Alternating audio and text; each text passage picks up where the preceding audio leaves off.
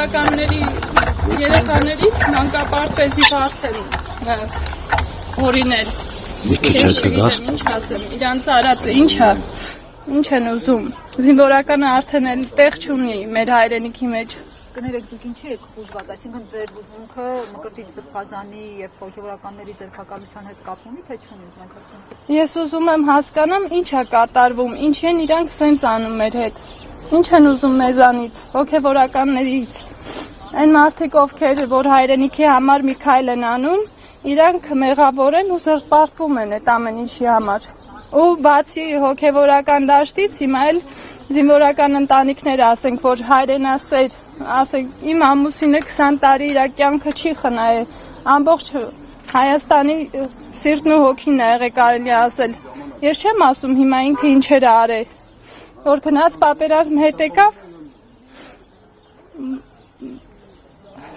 չգիտեմ ախր որ մեկը ասեմ, իրանց արածներից որ ստորությունը ասեմ։ Ինչ են արել մասնավորապես, որ չկա, ոչ ոք չի գալի, ոչ մեկին անարդարություն եք տեսնում։ Այն ոչ մարդիկ զինծառայողին անգամ, եթե հոգևորական դաշտը հելը, չգիտեմ, ինչ են ուզում։ Այն մարդը ով ազատ կարծիք ունի, իրանք տանում են ու վերջ։ Դատապարտում են, դատում են իրանց ուզած ձևերով, իրանց սարքած ձևերով, այդ է իրանց արածը։ Այսինքն կարծում եք Մկրտիչ Սրբազանին եւ մեծ քահանաներին Մեր Հայաստանում հիմա ով խոսելու իրավունք ունի։ Ով։ վարչապետ։ Իսկ մենք ով ենք։ 3 միլիոն վարչապետերից Հա։ Չէ, ես դեռ չի ասի։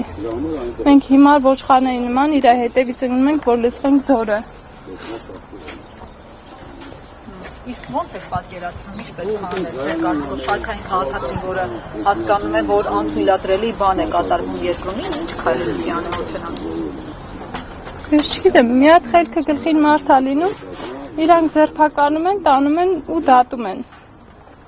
Էլ էս պետության մեջ ասենք, այնքան մարդիկ քայքայվել են, որ